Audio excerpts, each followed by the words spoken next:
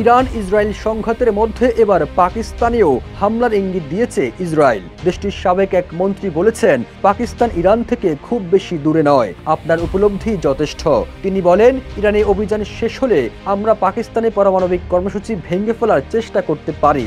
পাকিস্তানি সংবাদ মাধ্যম the express Tribune এক প্রতিবেদনে এই তথ্য নিশ্চিত করেছে।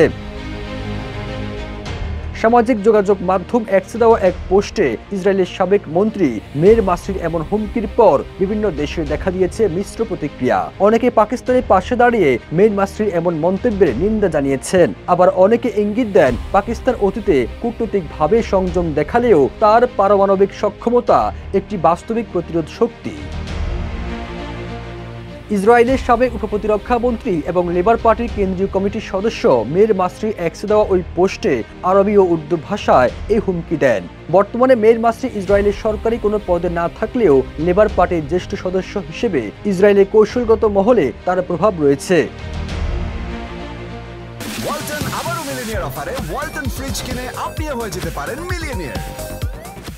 এদিকে ইরানে পারমাণবিক হামলা চালালে ইসরায়েলেও পরমাণু হামলার হুমকি দেওয়ার দাবি দৃঢ়ভাবে প্রত্যাখ্যান করেছে পাকিস্তান। যদিও ইসরায়েল যেন পাকিস্তানের দিকে তাকানোর সাহস না দেখায়, তেল আবিবের প্রতি এমন সতর্ক বার্তা দিয়েছেন পাকিস্তানের পররাষ্ট্রমন্ত্রী ইসাক দার। এর আগেও পাকিস্তানি পররাষ্ট্রমন্ত্রী ইসাক দার ইসরায়েলকে উদ্দেশ্য করে কড়া বার্তা দেন, ইসরায়েল যেন পাকিস্তানের দিকে চোখ তুলেও না তাকায়। পাকিস্তান সম্পূর্ণ সতর্ক অবস্থায় রয়েছে এবং যে কোনো আগ্রাসনের জবাব দিতে প্রস্তুত। সবুজ আলম, ইত্তেফাক।